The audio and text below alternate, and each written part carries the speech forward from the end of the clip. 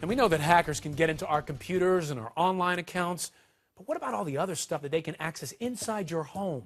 Take a look. For 2 years, Mark Gilbert and his wife have come to rely on their internet cameras. They could watch their 2 toddlers in their rooms, but over the weekend, someone else was watching too. They discovered the problem when they heard a man yelling at their toddler, reading her name off of her bedroom wall. He said, wake up Allison, you little. The Gilberts believe their device was hacked. A hacker could make your house feel haunted. The smart lock is connected to a device that enables you to control your home appliances from your phone. I can tell the Velez, please unlock the door. Velez stresses that a hacker requires an insecure Wi-Fi connection.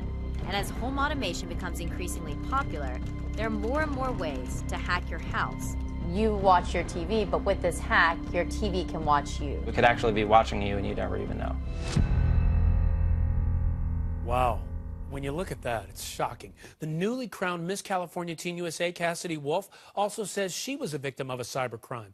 Just months before her crowning, Wolf says someone tried to access her Facebook account from another state. Then she says a stranger sent an anonymous email saying they hacked her computer and took photos of her in her bedroom. The person tried to extort money from her in return for not publishing the photos, and a federal investigation is underway. So it makes you think, how vulnerable are we?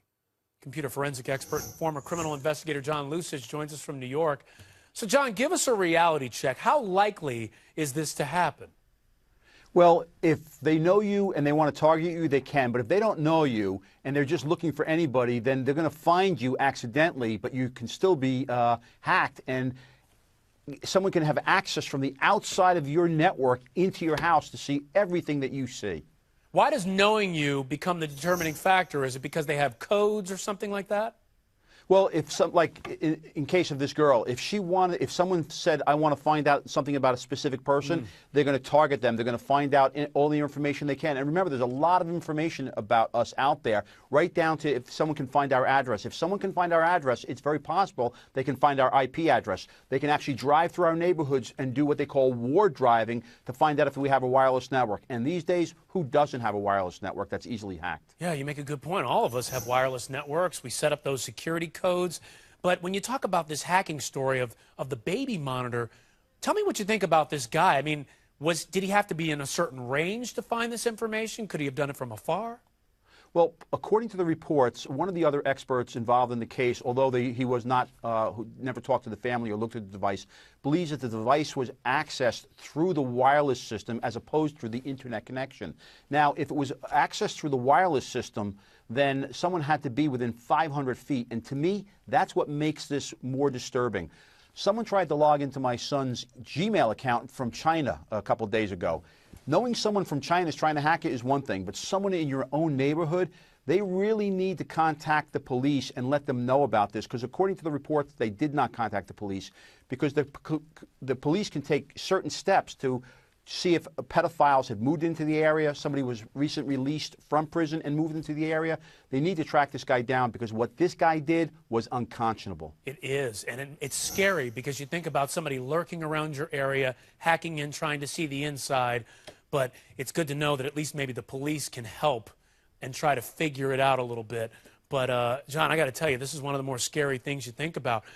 When you look at a situation like this, John, give me one sense of what people should do. Should they maybe do the baby monitors in their homes locally, set up a video system? This is number one. If you want a camera system in, I would go with a wired system that's not accessible from the outside. When you stick a wireless system in, even though you want to keep it locally and you're not going to put it on the internet connection so you can access from the outside, it's still wireless. It's still transmitting, and it can be received by any other receiver out there.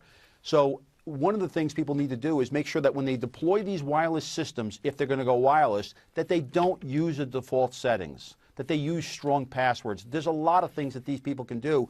Unfortunately, most people are not technical. They're going to take the easy way out. They're going to keep the default settings, and that's what makes us vulnerable. Okay, and by the way, we have our full screen up. Folks, take a look at this. These are John's recommendations. Uncheck the SSID and the wireless setup.